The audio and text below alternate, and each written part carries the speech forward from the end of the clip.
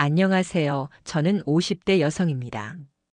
제게는 세상 무엇보다 소중한 사람이 있어요. 너무나 소중해서 흔히들 눈에 넣어도 안 아프다고 하죠. 목숨과도 바꿀 수 있고 아무리 큰 돈을 준다 해도 세상을 준다 해도 바꿀 수 없는 나의 고배 같은 사람. 바로 제 아들입니다. 제 아들과 얽힌 놀라운 일들이 있는데요. 이 기적 같은 일이 너무 특별해서 서툴지만 한 글자 한 글자 써봅니다. 내 아들 준현이를 생각하면서요. 저는 꽤 이른 나이에 결혼을 했습니다. 저희 아버지는 동네에서 유명한 한의원을 하셨어요. 우리나라에서도 손꼽히는 꽤 큰 시장 근처에 한의원이 있어서 환자분들이 정말 많았습니다. 어머니는 주부셨는데 종종 아버지 병원에 가셨어요. 아버지한테 간식도 싸다 드리고 도시락도 싸다 드리고 가서 청소도 하면서 일손도 거두셨죠. 어릴 때부터 어머니 손잡고 한의원에 자주 갔으니 그곳에 오는 많은 환자분들을 봤습니다. 단골 환자분 중에는 저를 알아보시는 분들도 많이 계셨어요. 한의원에는 다양한 환자분들이 많이 오셨습니다. 발목이나 손목, 허리 등을 삐끗해서 침을 맞으러 오시는 분들도 계셨고, 어린아기 한약을 지으러 오시는 분, 부모님 녹용을 맞춰드리러 오시는 분, 사고가 나서 진찰과 치료를 위해 오시는 분들 등 정말 많은 분이 계셨죠. 그 사이에서 원장님의 외동딸이었던 저는 인기 스타였습니다. 저희 아버지 덕에 아픈 허리가 다 나으셨다는 분도 계셨고, 소화가 잘 된다고 하셨던 분도 계셨고, 변을 잘 보게 되셨다는 분도 계셨어요. 그런 말씀들을 한마디씩 하시면서 제게 사탕이나 과자 등을 주셨습니다. 그래서 아버지 한의원을 가는 것이 재밌었어요. 아버지도 제가 가면 엄청 좋아하셨고요. 환자분이 많아서 온종일 못 받고 밖에서 환자분들을 만나는 시간이 더 길었지만 잠시라도 아버지 얼굴을 보는 것이 좋았습니다. 많은 사람들을 고쳐주는 아버지가 멋진 영웅처럼 여겨져서 뿌듯한 기분까지 들었어요. 아버지 덕에 저는 외동딸이었으니 솔직히 집안이 부유했습니다. 집에서 일하시는 아주머니도 계셨고요. 비싼 옷들도 많이 입었고 초등학교도 좋은 학교를 다녔습니다. 하지만 초등학생 때 저는 부모님에게 그런 공주 대접을 받는 것은 좋았지만 공부는 영 흥미가 없었어요. 외우는 것도 잘 못했고 계산도 썩 잘하는 편은 아니었죠. 그냥 평범한 수준이었습니다. 하지만 부모님은 제가 공부를 못하는 것에 대해서 크게 신경을 쓰지 않으셨어요. 우리 딸은 그저 건강하게만 잘 자라렴. 아빠가 우리 딸 하고 싶은 거 다 하고 살 수 있게 더 열심히 노력할게. 요즘 말로는 딸바보라고들 하죠. 저희 아버지가 바로 그 딸바보였습니다. 사실 그럴 만도 했어요. 아버지는 형제가 총 4분이 계셨습니다. 모두 다 남자였죠. 그 옛날에 아들 넷이라니 저의 할머니가 얼마나 뿌듯하셨겠어요. 그런데 마냥 좋지만은 않았던 게 아버지가 어렸을 때 집이 많이 가난하셨다고 하더라고요. 다 무너져가는 집에서 할머니, 할아버지까지 총 6식구가 살았는데 다들 잘 먹는 남자들이니 먹는 걸로 엄청 싸웠다고 하셨습니다. 그리고 그 중에 저희 아버지가 막내였거든요. 그러니 항상 모든 것이 마지막 순서였죠. 먹는 것을 먹어도 제일 꼴찌로 남은 부스러기나 먹고 어딜 가더라도 못 가거나 제일 꼴찌로 가셨답니다. 공부도 별다를 게 없었다고 하더라고요.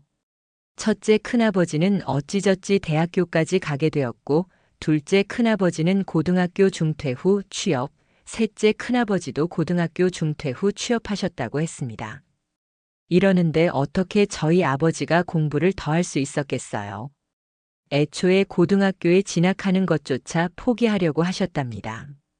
그런데 평생을 그렇게 사는 게 너무 억울하셨대요. 큰아버지들도 매일 아버지를 구박하고 무시하고 그러셨다더라고요. 그래서 아버지는 오기가 생기셨고 17살의 나이에 집에서 나오게 되셨답니다. 그때부터 혼자 힘으로 일하고 돈 벌면서 공부를 했고 검정고시 시험을 보고 대학교 갈 수 있는 입학 자격 검정고시까지 합격하셔서 대학교에 가셨다고 하셨습니다. 줄줄이 다 쓰기도 어려울 만큼 아버지는 많은 일들을 하셨고 온갖 고생 끝에 원하시던 꿈을 이루신 거였어요. 그리고 그렇게 한의사가 되신 거였고 저희 어머니랑 결혼해서 한 푼 두 푼 모으시고 병원 개원까지 하게 되신 거였죠. 그래서 저희 부모님 나이가 친구들보다는 좀 많았습니다. 30대 중반에 저를 낳으셨는데 요즘엔 보통이 30대 중반에 출산을 하곤 하지만 제가 태어났을 때만 해도 그 정도면 나이가 많으신 거였어요. 아무튼 이런 부모님 밑에서 저는 자랐습니다. 어릴 때부터 아버지가 고생했던 과거의 이야기들을 수도 없이 들었지만 가슴에 팍 꽂히진 않았어요. 초등학생이었으니까요. 그저 부모님에게 사랑받고 부유하게 자란 외동딸이었습니다. 그랬던 저의 집이 그랬던 저의 인생이 완전히 뒤바뀌게 된 시점이 있었습니다. 제가 막 중학교에 올라갔을 때였어요. 아버지가 그때 등산을 자주 다니셨습니다. 뭐 등산이 아니더라도 워낙에 밖으로 자주 나가시던 분이셨어요. 주말 되면 저와 어머니와 함께 낚시도 가셨고 계곡에도 놀러 가고 바다도 구경 가고 공원도 가고 그러셨죠. 매일같이 답답한 병원에만 계셔서 그런지 그런 자연을 느끼는 것을 굉장히 좋아하셨던 분이셨습니다. 제가 14살이 되고 여름으로 넘어가기 전인 봄이었습니다. 저는 거실에서 책을 읽고 있었고 아버지와 어머니는 현관에서 계셨어요.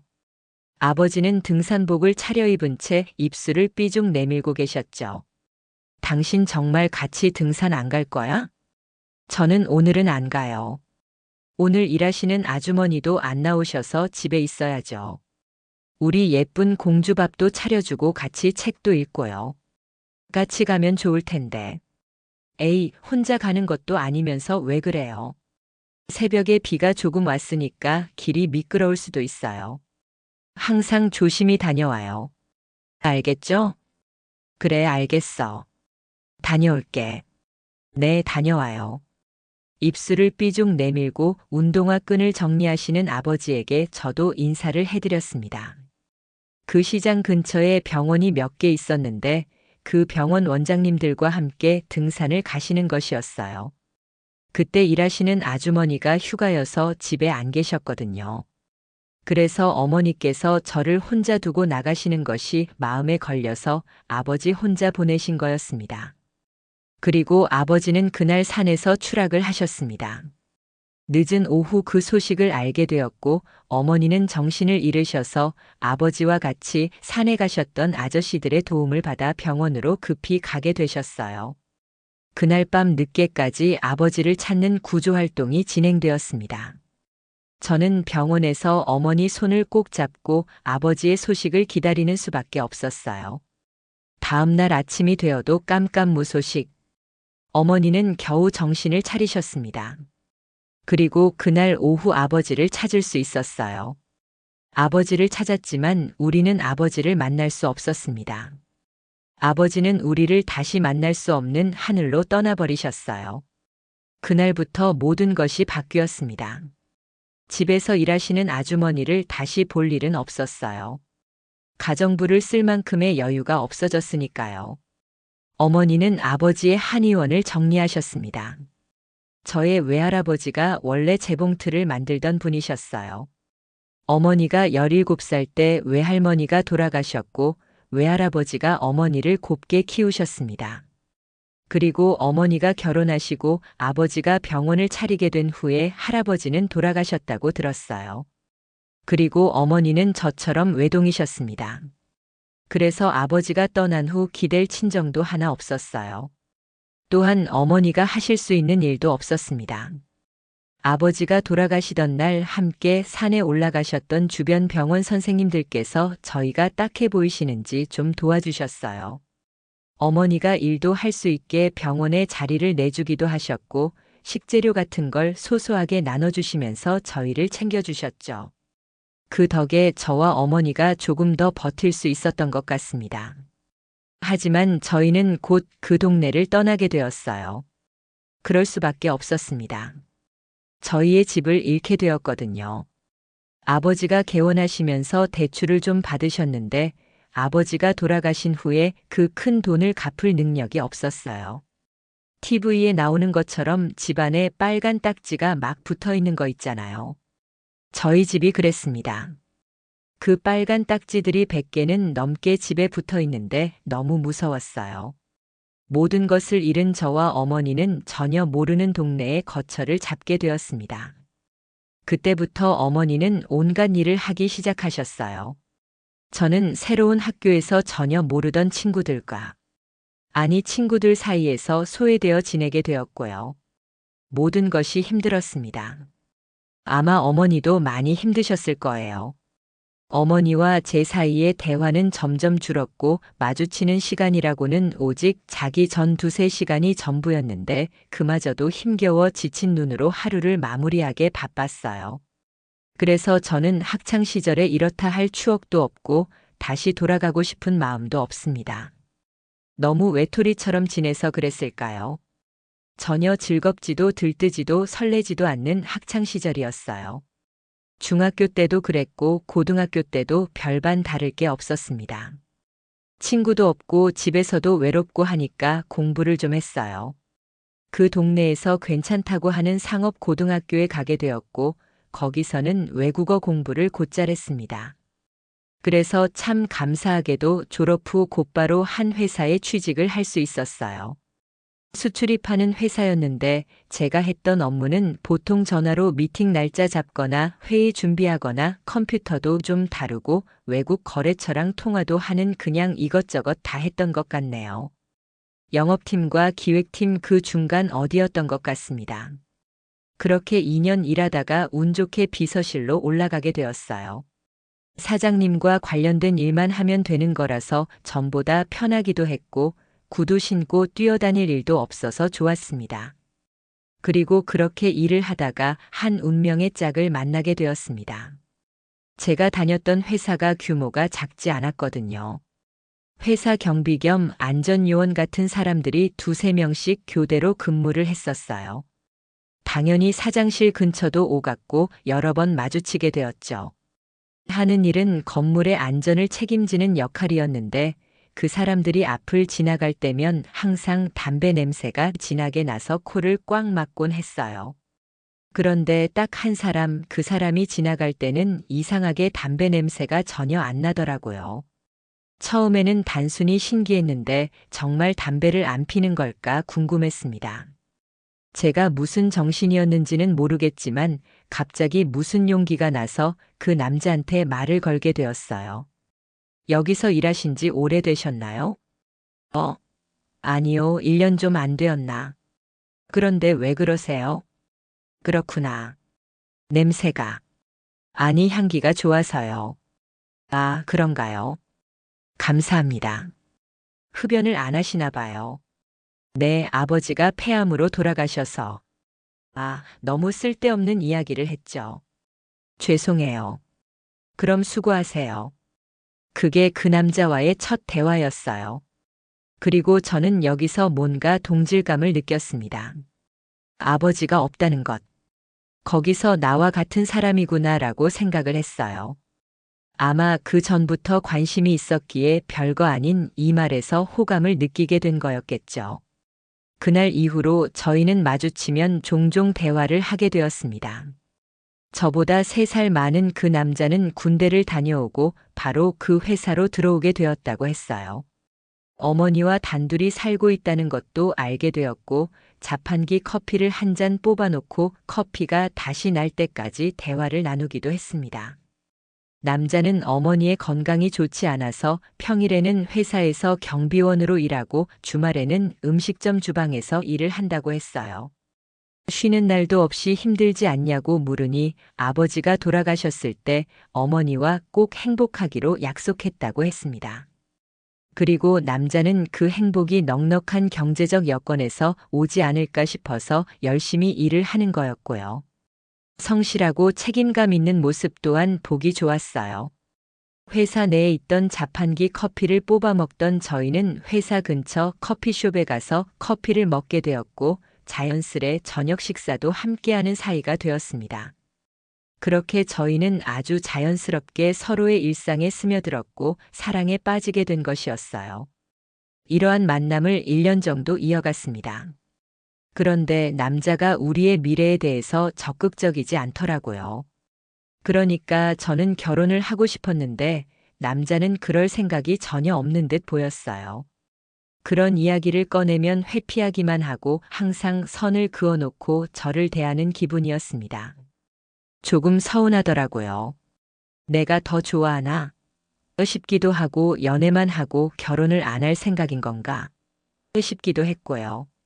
그래서 제가 먼저 얘기를 꺼내기로 했어요. 우리 만난 지 벌써 1년이 넘었는데 왜 결혼하자고 안 해요? 제가 너무 단도직입적으로 말을 하니까 남자가 엄청 당황을 하더라고요. 입술을 가만히 있지 못하고 깨물었다 말았다를 반복하면서 냉수만 들이켰어요. 제가 무슨 이유가 있으면 말을 좀 해달라고 하니까 그제서야 조심스럽게 말을 하더군요. 어머니가 아프시니까요. 그 무게를 나눠들자고 할 자신이 없어요. 사실 저를 만나는 1년 동안 남자의 어머니 병세가 많이 안 좋아지셨거든요. 제가 저 말을 할 당시에는 한 달째 입원 중이기도 하셨고요. 하지만 제 생각은 달랐어요. 부부가 된다는 것은 힘든 부분을 나누는 게 아닐까 했거든요. 그래서 제가 말했습니다. 그럼 어머니를 같이 만나러 가요. 처음 뵙는 것이었어요.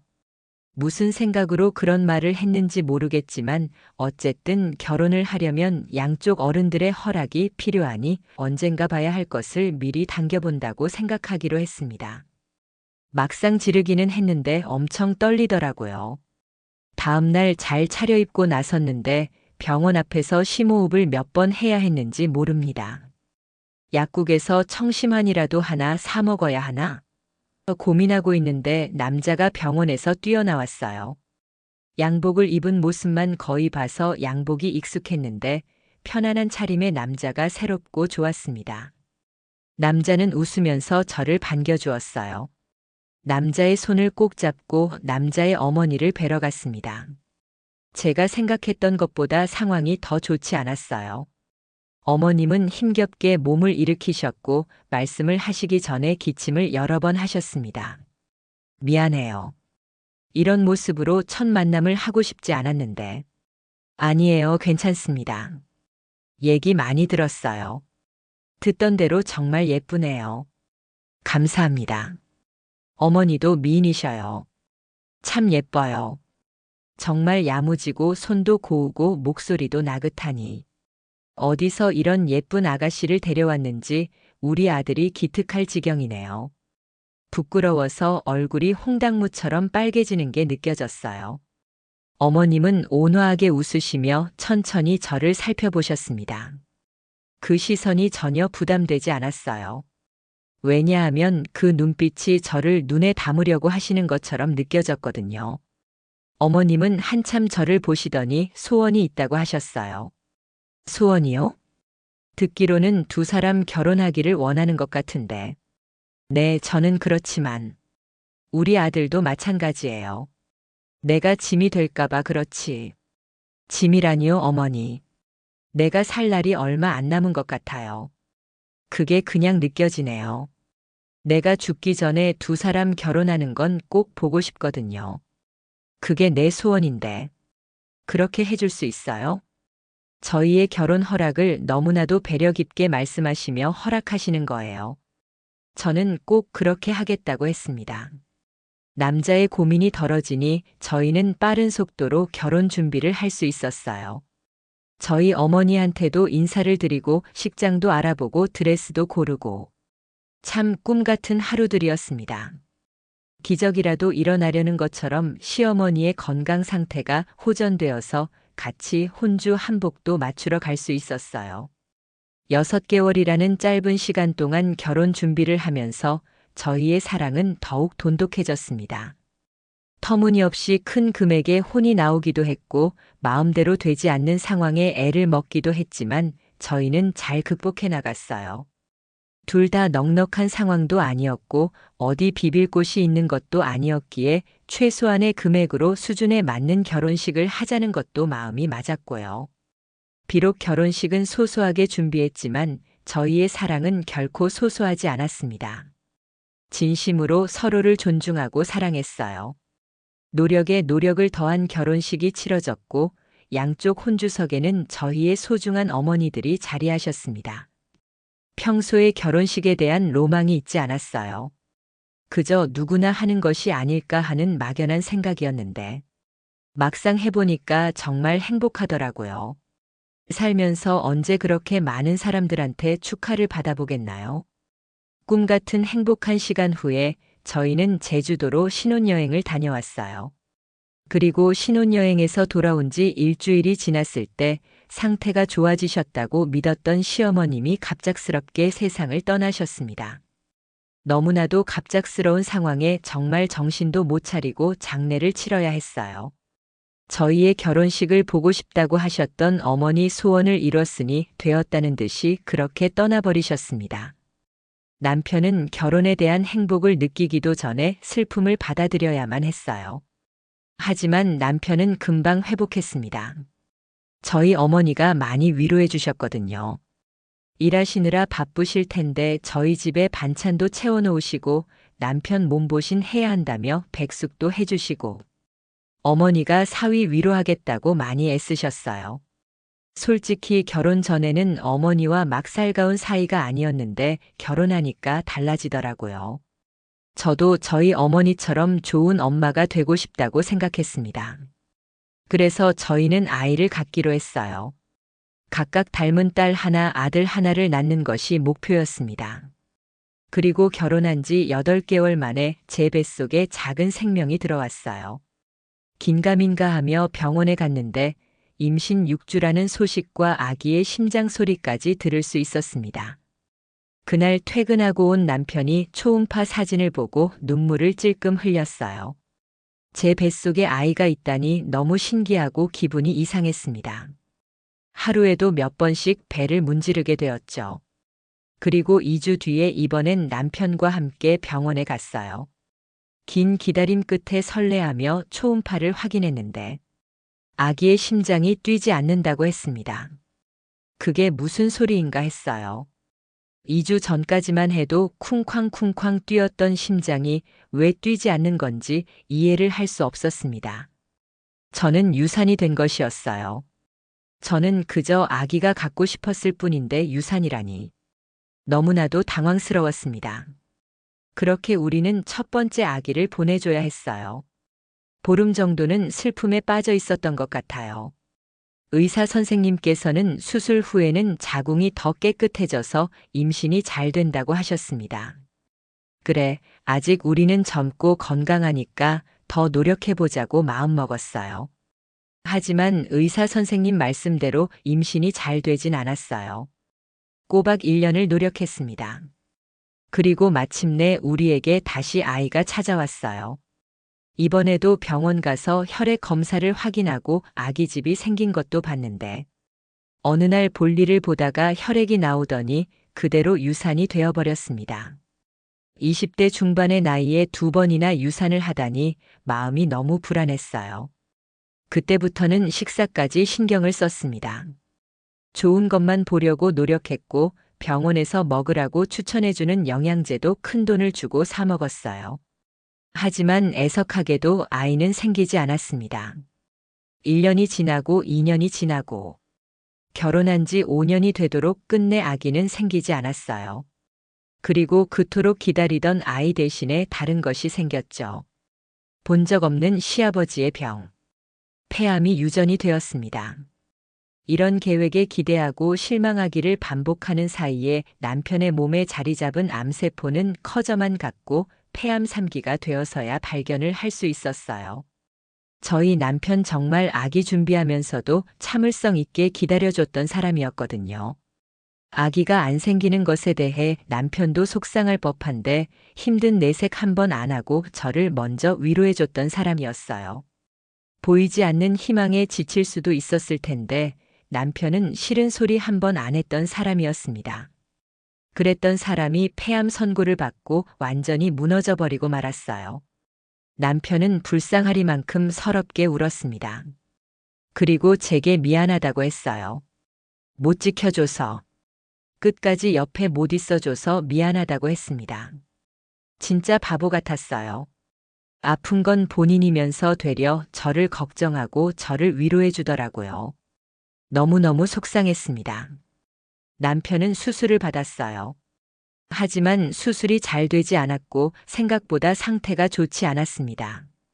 그래서 항암 치료까지 하게 되었어요. 경호원 일을 했을 만큼 듬직했던 남편이 살이 쭉쭉 빠져서 몸무게의 앞자리가 2번 바뀌는 일까지 경험하게 되었습니다.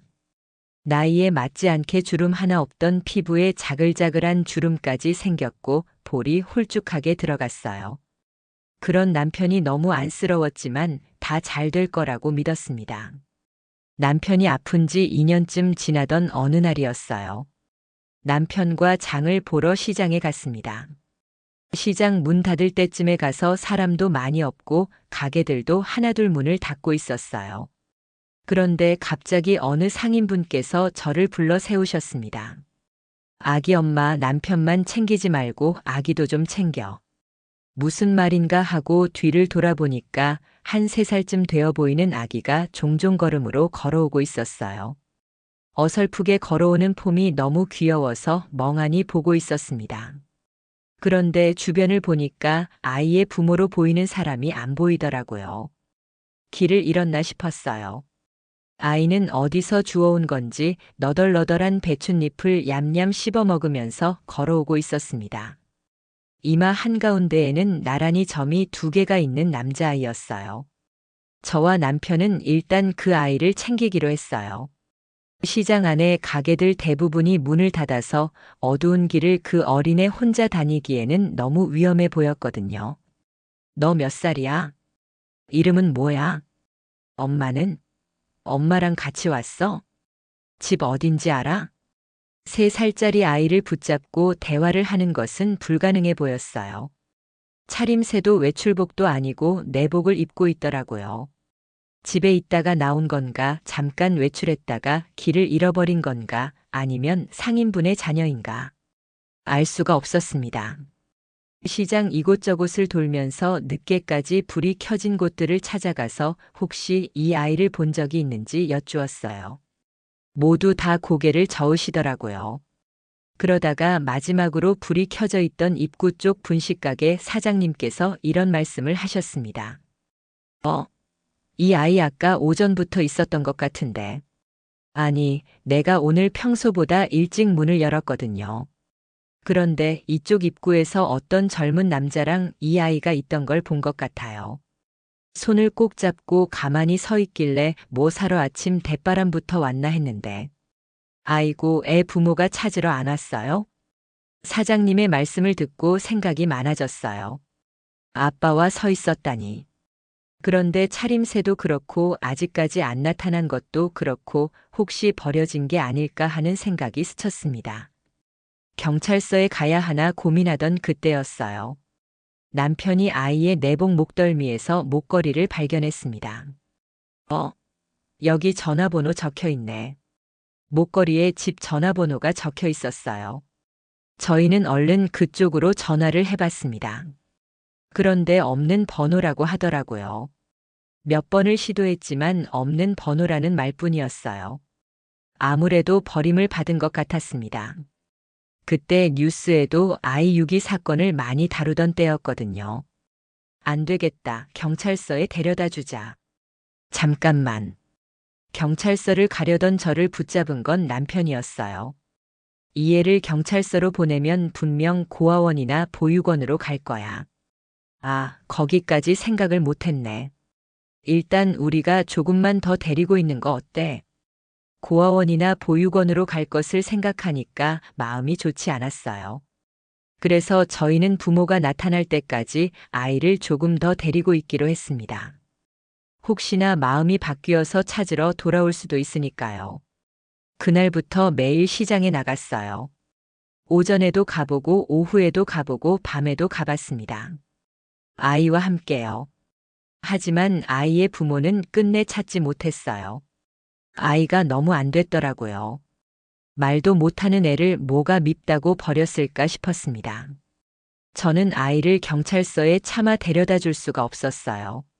하지만 매일 고민이 되기는 했습니다. 그러던 어느 날이었어요. 아이를 데려온 지 보름이 되던 날이었습니다.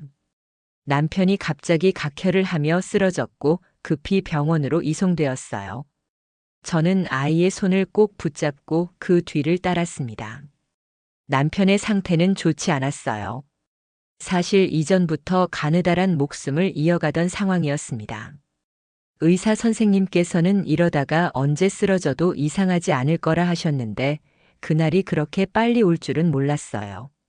정신을 잃은 남편은 사경을 헤매다가 결국 그날 밤을 넘기지 못했습니다. 냉랭한 새벽 공기처럼 남편은 차갑게 식어버렸어요. 하나밖에 없던 내 편이 그렇게 가버렸습니다. 시어머니도 돌아가셨고 친정어머니도 저 결혼하고 2년 뒤에 사고 나서 돌아가셨거든요. 유일한 내 가족이자 내 편이었던 남편이 떠나버렸어요. 혼자가 되었다는 것에 너무 서럽고 무서워서 조문객들한테 제대로 응대도 못하고 울기만 했습니다. 그런데 그때 저를 위로해주던 작은 손이 있었어요. 바로 시장에서 만난 그 아이였습니다. 작은 아이가 뭘 안다고 내내 제 옆에 꼭 붙어서 저를 지켜줬어요. 입에 오글거리던 과자가 조금 남으면 나눠줄 줄도 아는 아이였습니다. 너 나랑 같이 살래? 그렇게 버림받은 그 아이와 혼자가 된 저는 가족이 되었습니다. 그러면서 갑자기 교육비에 대한 부담이 확 느껴졌어요. 부담이라기보다는 책임감이었죠. 이 애가 뭔가 하고 싶을 때 내가 도와줄 능력이 있어야겠다는 책임감이요. 그래서 투잡을 시작했어요. 그때까지는 그냥저냥 먹고 사는 수준이었거든요. 작은 빌라에서 둘이 살면서 배는 채울 수 있을 정도였어요. 적금 아주 조금 넣고 있었고요. 애 학원이라도 보내줘야겠다 싶어서 퇴근하고 아르바이트를 다녔어요. 주말에는 아이와 시간을 보내야 하니까 평일 저녁밖에 시간이 안 되더라고요. 매일 퇴근하고 3시간씩 청소일을 했어요. 평생을 사무직에 있었던지라 청소일이 힘들었지만 적응하니까 또 할만하더라고요. 힘들 때면 아들 사진 꺼내보면서 힘을 냈어요. 그렇게 노력해서 아들 중3 대수 때부터 대형 학원도 보내줬습니다. 진짜 뿌듯하더라고요. 또 아이가 너무 좋아하니까 저도 더 기분이 좋았어요. 고등학교 가서도 공부를 곧잘 하던 저희 아이는 교장 선생님 추천서까지 받아서 4년제 대학에 원서를 넣었습니다. 그리고 아주 보기 좋게 합격을 했어요. 엄마, 나 합격했어요. 내가 열심히 공부해서 얼른 졸업하고 엄마 호강시켜 줄게요. 듬직한 우리 아들이 두 팔로 저를 꽉 안아주면서 얘기했어요. 제가 하나의 생명을 이렇게 멋지게 키워내다니. 참 뿌듯했습니다. 그 무렵부터 저는 백화점 마트에서 일을 하게 되었어요. 나이가 많이 차서 더 이상 제가 앉을 자리가 없더라고요. 뭐 별 수 있겠나요? 아이 학비 벌려면 가리지 않고 일하는 수밖에 없었죠. 아들 군대도 보내고 대학까지 졸업하고 꼬박 6년을 백화점 식품관에서 일을 했네요.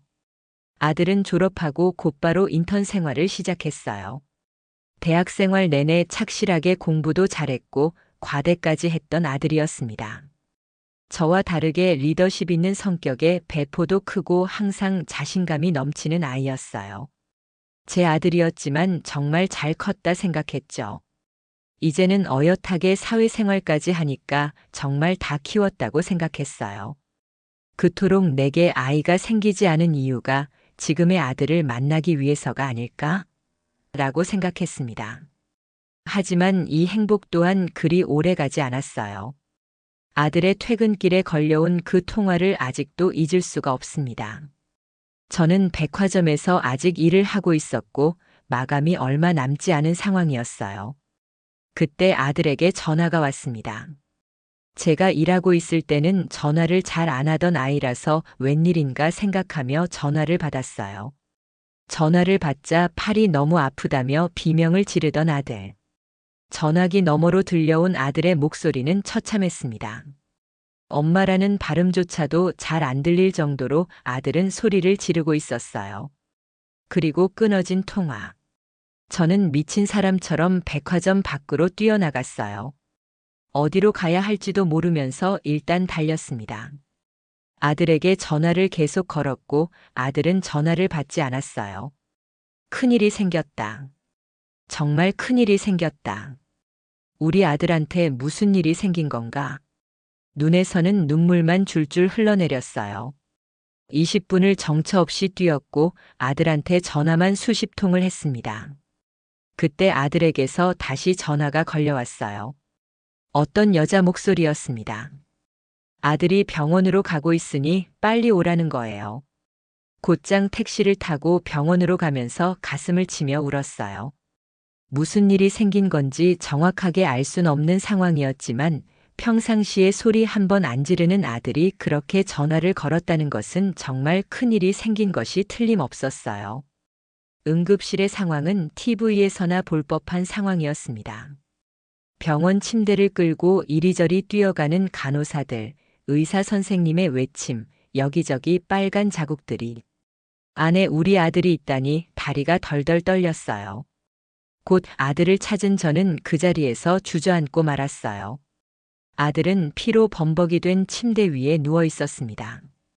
간호사가 보호자냐며 다가왔고 간호사인지 의사 선생님인지 두세 명이 더 다가와서 아들이 빨리 수술을 해야 한다고 설명을 늘어놓았어요. 글자가 빼곡한 종이 몇 장을 다 읽을 여유가 없었어요. 저는 펜을 잡고 아무데나 사인을 하며 제발 빨리 우리 아들을 살려달라고 했습니다.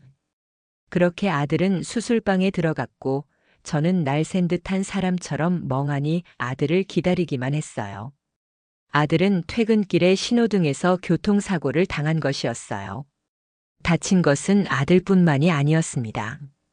사고의 원인인 오토바이 운전자와 연달아 부딪힌 두 대의 차량 주인과 같이 차에 타고 있던 사람들까지 크게 다쳤다고 했어요. 이제 막 사회생활 시작하려는 우리 아들이 무슨 죄를 지어서 그리 큰 사고를 당하는지 정말 속상해서 미칠 지경이었어요. 계속 울기만 했습니다. 남편이 떠났을 때보다도 더 많이 울었어요. 저희 아들은 그 사고로 한쪽 팔을 잃었습니다. 매사에 긍정적이고 욕심도 많고 밝은 우리 아들이 완전히 무너졌어요. 남편이 폐암 선고를 받고 무너졌던 것처럼 아들도 완전히 무너져 버렸습니다. 이번엔 저도 이겨낼 힘조차 없었어요. 저도 너무 속상했습니다. 이 어린 것을 대체 왜? 차라리 내 팔을 가져가지 싶었어요. 병원에 있는 동안 아들과 그저 멍했어요. 식사 시간이 되면 다 큰 아들에게 밥을 먹여줬고 다 큰 아들 세수를 시켜주고 치료를 고통스러워하는 아들의 남은 한 손을 꼭 잡아주었어요. 그땐 정말 모든 걸 다 포기하고 싶은 마음이었습니다. 입이 떡 벌어질 만큼 큰 돈이 나온 병원비를 봤을 때도 무념무상했어요. 삶에 대한 의지가 조금도 없었어요. 그러던 어느 날 날이 너무 좋아서 아들하고 산책을 나갔어요. 저희는 병원 공원을 말없이 걸었습니다. 한참 걷다가 벤치에 앉았어요. 제가 그때 무슨 생각이었는지 모르겠어요. 뭐 아무 생각이 안 될 때였으니까 그런 말을 했던 건지도 모르겠네요. 지훈아, 너 사실 내 아들 아니야. 아들은 천천히 제 쪽으로 고개를 돌렸어요. 놀랐는지 눈이 엄청 커져 있었습니다. 그리고는 다시 정면을 응시했어요. 조금 알고 있었어요. 아들 말로는 혈액형이 이상했답니다. 고등학생 때 알게 되었다더라고요. 저는 혈액형이 O형인데 아들은 AB형이었거든요. 그런데 학교에서 배우기로는 O형한테서 AB형이 절대 나올 수 없다랍니다. 그때부터 뭔가 이상했대요. 어쩐지 생김새도 안 닮았고 태어났을 때 사진이 하나 없는 것이 이상했다더라고요. 참 혈액형 때문에 제 아들이 아니라는 것을 알게 되었다니. 그건 정말 예상치 못한 일이었어요. 그런데 왜 엄마한테 아무 말 안 했어? 그래도 나 키워준 건 엄마가 맞잖아요. 그럼 엄마인 거 아니에요? 제 엄마가 따로 어디에 있던지 없던지. 엄마는 제 엄마예요. 그건 확실해요. 왈칵 눈물이 쏟아졌어요. 갑자기 꿈에서 깨어난 것처럼 내가 지금 뭐 하고 있는 건가 싶더라고요. 이렇게 예쁜 아들을 두고 엄마가 되어서 같이 무너지면 어쩌나 했습니다. 저는 다시 정신을 차렸어요. 일단은 급한 불부터 꺼야 했어요. 보험금과 모아둔 적금을 깨서 병원비를 냈습니다. 그러고도 돈이 부족해서 대출을 조금 받았어요. 돈이 되는 건 일단 다 팔았어요. 집에 있는 컴퓨터도 팔고, 오죽했으면 남편에게 받은 목걸이까지 팔았습니다. 이것저것 팔아서 대출금을 갚으려고 했는데 택도 없었어요. 게다가 아들이 대학교 다닐 때 학자금 대출을 받았었거든요. 그것 또한 갚아야 하는 상황이었어요. 다시 백화점으로 돌아갈 수는 없었어요. 제자리가 이미 사라져버렸거든요.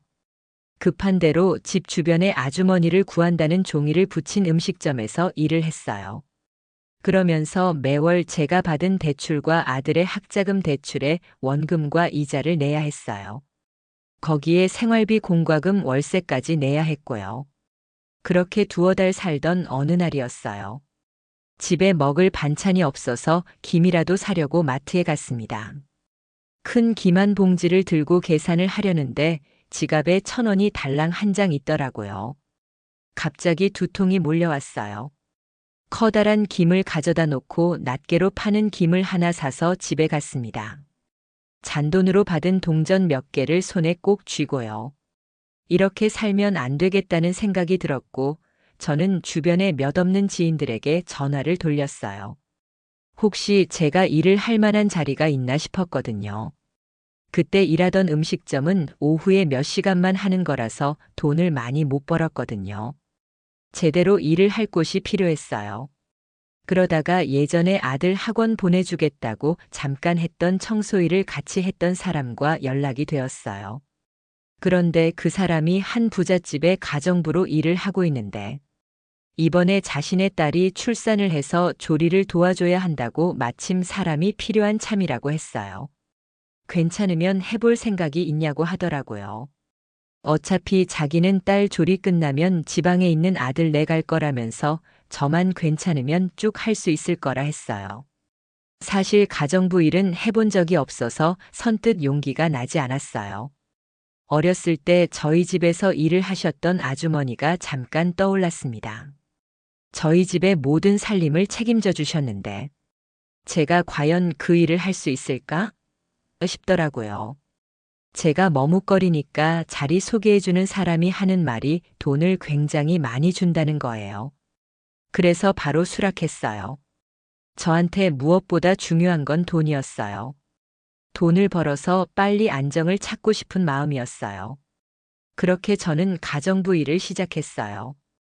그 집에 계속 사는 건 아니었고 출퇴근을 하는 가정부였어요. 아침 일찍 가서 아침밥을 준비하고 빨래랑 청소를 하고 점심을 차리고 또 청소하고 음식하고 잠깐 쉬다가 저녁 차려놓고 퇴근하는 식이었어요. 일을 하게 된 집이 정말 으리으리하더라고요. 마당도 엄청 넓고 2층까지 있는 커다란 단독주택이었어요. 사모님하고 사장님은 굉장히 착하셨어요.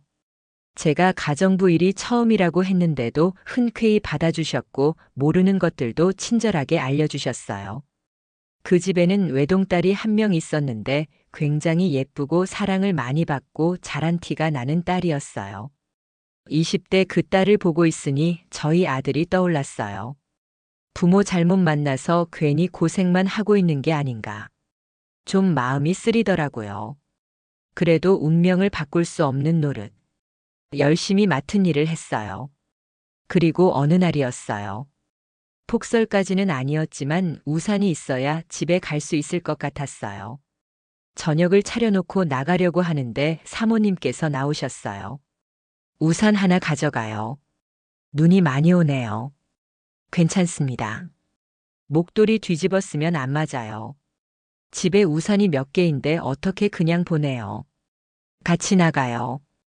오랜만에 눈이 많이 오네요. 눈 보니까 괜히 낭만적이고 좋다 그렇죠? 네, 그렇네요. 사모님. 사모님과 나란히 우산 두 개를 쓰고 현관을 나섰어요. 가벼운 인사를 나누고 대문을 열던 그때였어요. 엄마. 대문을 열자마자 아들의 얼굴이 보였어요. 어머, 여기는 어쩐 일이야? 눈이 많이 와서 어머니 모시러 왔죠. 아들은 몸도 마음도 많이 회복한 상태였어요. 앞으로 어떻게 살아야 할지 긍정적으로 생각해 보기로 했죠. 잃어버린 오른손을 대신해서 왼손으로 글씨도 쓰고 밥도 먹는 연습을 하던 때였어요. 아들의 목소리에 집으로 올라가려 하셨던 사모님께서 다시 내려오셨어요. 어머, 아들이에요. 안녕하세요. 박지훈이라고 합니다. 얘기 많이 들었어요. 참 잘생겼네요. 사모님께서는 저와 아들의 사정을 잘 알고 계셨어요. 아들이 다친 것도 알고 있었고 아들이 제 친아들이 아니라는 것도 알고 계셨어요. 제가 원래 그런 걸 말하고 다니는 성격이 아닌데 왜인지 사모님은 참 편하더라고요. 가끔 사모님하고 티타임을 갖는데 그때 이런저런 얘기를 하다가 하게 되었어요. 그런데도 편견 없이 인사해 주시는 모습에 그저 감사했죠. 그런데 그때였어요. 사모님의 표정이 갑자기 차갑게 굳었어요. 그러더니 제 아들의 얼굴을 뚫어져라 쳐다보며 가까이 다가가셨어요. 사모님? 이마에 이거. 저희 아들 점이 좀 특이하죠. 원래부터 있었어요. 두 개가 나란히. 이게 이런 게 우연일 리가 없잖아요. 그쵸? 네. 그게 무슨 말씀이세요? 우연이요? 이 점이. 그 혹시 발 보여줄 수 있어요? 갑자기 아들한테 발을 보여달라니. 이게 무슨 소리인가 했어요. 아들은 당연히 발을 보여주지 않았어요. 누가 처음 보는 사람한테 양말을 벗고 발을 보여주겠어요. 사모님은 아들에게 물었어요. 발가락이 이상하지 않아요? 네. 두 번째 발가락이 한마디가 짧지 않나요? 그걸 어떻게 아셨어요? 아들은 저를 처음 만났던 그날부터 왼쪽 두 번째 발가락에 첫 마디가 없이 짧게 되어 있었어요. 아마 태어날 때부터 그랬던 것 같더라고요. 그래도 뛰는 거나 걷는 거에는 아무런 지장이 없어서 대수롭지 않게 여기고 살고 있었어요. 그런데 이걸 대체 사모님이 어떻게 알고 계신 건지 저는 말씀드린 적이 없거든요. 사모님은 잠깐 집에 들어가자고 했어요. 집에 들어가서 아들은 양말을 벗고 한마디가 없는 발가락을 보여주었어요. 사모님께서는 뜨거운 차로 마음을 가다듬으며 말을 하셨어요. 내가 오래전에 아들을 잃어버렸어요. 이마에 점이 두 개 있고 발가락이 한마디가 없는 3살짜리 아들을. 믿을 수가 없었어요. 어떻게 이럴 수가 있는지. 사모님은 아들을 납치당했다고 하셨어요. 외출을 했다가 갑자기 사라졌고 돈을 달라는 어설픈 전화가 왔지만 약속 장소에는 범인도 아이도 나타나지 않았다고 했어요. 죽은 줄만 알고 있으셨대요. 그런데 그 아들이 갑자기 성인이 다 되어서 나타난 거였어요. 사모님은 물론이고 저와 아들도 이게 정말 진짜인가 싶어서 어안이 벙벙했어요. 곧이어 사장님도 오셨고 사장님 또한 아들의 점과 특이한 발가락을 보고 놀라셨어요. 좀 더 정확하게 하기 위해 유전자 검사를 하는 게 어떻겠냐고 사장님이 말씀하셨고 아들과 저는 좋다고 했어요. 그리고 결과는 다들 설마 했던 대로 99.9% 일치라고 나왔어요. 이 드라마 같은 일에 모두들 입이 떡 벌어졌고 사모님과 사장님은 눈물바다를 만드셨어요. 얘야, 너를 얼마나 찾았는데. 얼마나 찾았는데. 우리 아들 잘 키워줘서 고맙다. 정말 고마워. 저희가 모여서 얘기를 나누며 추정한 것은 이러했어요. 저희 아들은 3살에 납치가 되었고 납치범이 돈을 달라고 협박을 했답니다. 그런데 납치범이 아마 무서웠던 것 같아요. 그래서 그냥 시장에 버리고 간 것 같고요. 그때 시장에서 아들이 누군가와 있었다는 걸 들었다고 했잖아요. 그 남자가 납치범이 아니었나 추측하고 있어요. 그리고 제가 아들을 시장에서 발견했던 날이 납치범이 돈을 가지고 나오라고 했던 날과 일치하기도 했고요. 납치범이 말한 약속 장소와 아들이 있던 시장도 그리 멀지 않은 곳이었어요. 그런데 이상한 것은 목걸이에 있던 전화번호였어요. 분명 없는 번호라고 나왔었거든요. 저는 그 목걸이를 버리지 않고 고이 간직하고 있었어요. 그리고 그 목걸이를 사모님에게 보여드렸죠. 그러니까 엄청 놀라시더라고요. 전화번호가 예전 집 번호와 한 자리만 다르다는 거예요. 아마 목걸이가 만들어졌을 때 번호가 잘못 적힌 것 같은데 모르고 채워주고 다닌 모양이더라고요. 그 전화번호가 잘못되었을 줄 누가 생각이나 했겠어요. 이렇게 복잡하고도 억울한 상황으로 아들은 사모님 댁에서 제 곁으로 오게 된 것이었어요. 사모님과 사장님께서는 아들을 잘 키워줘서 너무 고맙다고 하셨어요. 정말 너무 고마워요. 우리 아들이 좋은 엄마를 만났네요. 아, 그렇다고 해서 아들을 빼앗을 생각은 절대 없으니까 안심하세요. 그래도 뭔가 사례나 하고 싶은데 받아주시면 감사하겠어요. 사례를 하고 싶다던 사모님과 사장님께서는 저와 아들이 살 아파트 한 채를 선물해 주셨어요. 이렇게 큰 사례가 어디 있나? 이걸 진짜 받아도 되는 건가? 싶었는데 사례는 여기서 끝나지 않았어요. 두 분은 저희를 위해서 일자리까지 만들어 주셨어요. 사장님께서는 중소기업 회장이셨는데 다방면으로 많은 사업을 하고 계셨거든요. 그 중에 저는 이 나이에 회사 격리팀 총괄 매니저로 들어가게 되었고 아들은 전공을 살려서 마케팅팀에 들어가게 되었어요. 너무 급작스럽게 벌어진 상황에 얼떨떨하기만 했는데 사장님과 사모님께서는 부담 갖지 말라며 이렇게라도 해야 마음이 편하다고 하시더라고요. 고민하던 아들과 저는 회사에서 각자의 자리에서 좋은 실력을 보여주는 걸로 보답하자 했어요. 아들이 한쪽 팔로 힘을 보여주겠다며 자기만 믿으라고 하더군요. 다시 밝아진 아들을 보니까 너무 좋습니다. 그리고 이렇게 아들에게 다시금 희망을 주고 용기를 주신 사모님과 사장님에게도 그저 감사할 따름이고요. 솔직히 언젠가 아들의 친부모님이 나타나서 저를 외면하면 어쩌나. 옛날부터 많이 생각했어요. 제가 이번에 그 얘기를 하니까 아들이 펄쩍 뛰더라고요. 그런 게 어디 있냐고. 낳아준 엄마도 엄마고 키워준 엄마도 엄마라고 합니다. 그리고 자기는 키워준 엄마가 더 소중하다고 하네요. 뭐 말이라도 너무 고맙고 뿌듯해요. 인생에 참 많은 가족들이 사건 사고를 겪어서 한때는 내가 문제인가 생각하기도 했거든요. 이제는 그런 생각 안 할 수 있도록 좋은 일만 가득했으면 합니다.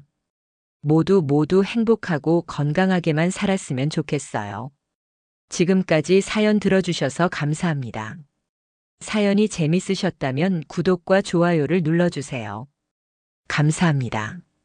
안녕히 계세요. 남편이 죽고 저와 아이는 다른 동네로 이사를 했어요. 새로운 집에서 새롭게 시작하고 싶었거든요. 이사 후 한동안은 아이와 붙어 있었어요. 작은 아이를 두고 어디를 나갈 수가 없겠더라고요. 당연히 일도 못했습니다. 그래도 마냥 놀 수는 없어서 동네 아주머니들 따라서 손으로 하는 소일거리들 도와서 푼돈을 벌며 지냈어요. 남편이 살아있을 때 나중을 위해 모아두었던 돈이 있었거든요. 나중에 아이 태어나면 아이를 위해 쓰기로 했던 돈이었어요. 저도 일했고 남편도 일했으니 그게 꽤 모여져 있었습니다. 하지만 쓰는 건 정말 금방이더라고요. 게다가 새로운 식구가 생겼으니 준비할 것도 많았고요. 몇 달을 그 돈으로 살고 손부업 따라다니며 하다가 도저히 이대로는 안 되겠다 싶었어요.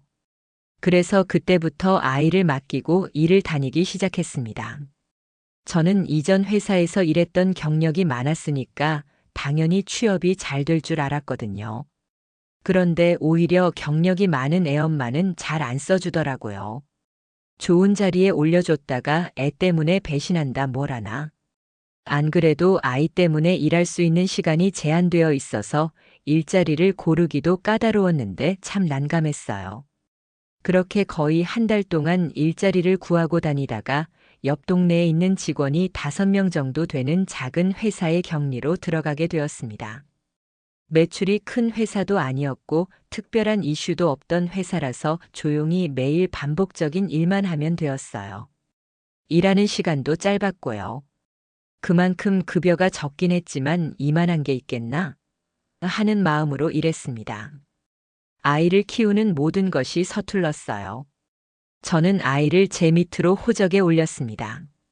등본을 떼어보면 제 밑에 아이의 이름과 주민번호가 나오는 것이 신기했어요. 육아를 단 한 번도 해보지 않았던 제가 육아를 하는 것은 당연히 서툴렸습니다. 기저귀 사이즈를 몰라서 잘못 사는 일도 있었고 예방접종에 대한 지식도 없었고 이해할 수 없는 행동들이 너무 많았고 아이가 하는 말은 처음에 하나도 못 알아들었어요. 육아하면서 밤에 혼자 눈물을 훔친 날이 얼마나 많은지 모릅니다. 그래도 내가 책임지기로 한 이상 이 아이는 내 아이니까 어떻게든 잘 키워보자고 생각했어요. 혼자서 일하고 살림하고 육아까지 하는 일상은 너무나도 벅찼지만 아이가 저를 보며 웃어주고 저를 안아주고 저를 믿어줄 때면 갑자기 없던 힘도 솟아나는 기분이었어요. 점점 제 인생에서 아이는 없어서는 안 될 존재가 되어갔습니다. 아이는 금방금방 자랐어요. 분명 말도 못하던 3살 때 만났는데 어느새 초등학생이 되었죠. 저는 아이에게 제가 엄마라고 했습니다. 어릴 때 자신이 버려졌다는 것을 알면 얼마나 상심이 크겠어요. 말하더라도 나중에 성인이 되어서 말을 할 생각이었어요. 아이는 정말 착하게 자랐습니다. 자라면서 이마에 있는 2개의 점도 점점 커지더라고요. 혹시나 싶어서 병원에 데려갔는데 아무 문제는 없다고 했어요. 머리를 짧게 깎고 다녀서 어릴 때는 친구들이 좀 놀리기도 했지만